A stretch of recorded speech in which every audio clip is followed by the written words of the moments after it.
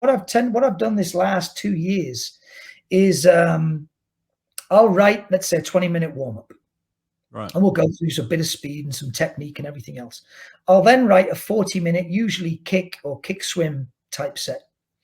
And what happens is the athletes know that when they come in, you know, they'll do the pre-pool for 30 minutes or a circuit. So it's probably about 40 minutes before we get in.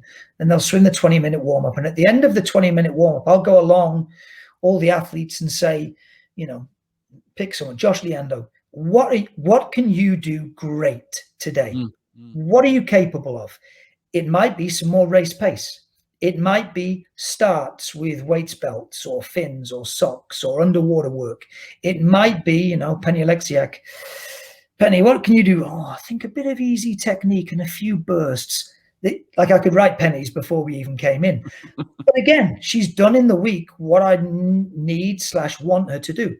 So what I will then do whilst they're doing the 40-minute kick set, Coach Ryan will look after the athletes, call out the times, and they kick fast and they do whatever they need to do.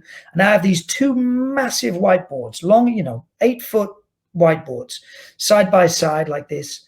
And I have 40 minutes, 30 to 40 minutes to then write 14 different or however many workouts. It's probably why my favorite year of coaching was 2018 when we only had 3 or 4 kids. But 14 different workouts based on what that athlete said, you know, whatever Kylie Maher says she thinks she'll do great on today. It might be an easy workout. That's okay. I write those 14 workouts. And it's not just about, and again, if you speak to coaches who've been on deck with me and seen my workouts, it's not just the quality of the work. It's the fact that everybody, it's all time. It's not OCD, but it's as close as you're going to get. Everything takes the same time. So if the set was 40 minutes, all 14 sessions will take 40 minutes so that then we can all swim down together. And again, the psychology of that is that swimming is quite an individual sport, but if they can finish the week off knowing they've done everything that they wanted to do and they thought they could do well, but then they get to swim down together, like it's the best way to finish a week rather than someone gets out here, there, everywhere. And so someone like a Summer McIntosh, actually, she doesn't get a choice. I have a rule that you have to be over 16 before you get a choice in what you do in training. So she isn't allowed to choose. So she'll have a big distance, you know, something, you know, 5-800, the 200 backstroke recovery, or 4 1500s, 3 moderate, 1 or 3 holding 110s, 1 as fast as you can go, or whatever it may be. But her set will take the same time as everybody else's. She might do less of the kick set, but she doesn't get a choice, unfortunately, for another 362 days.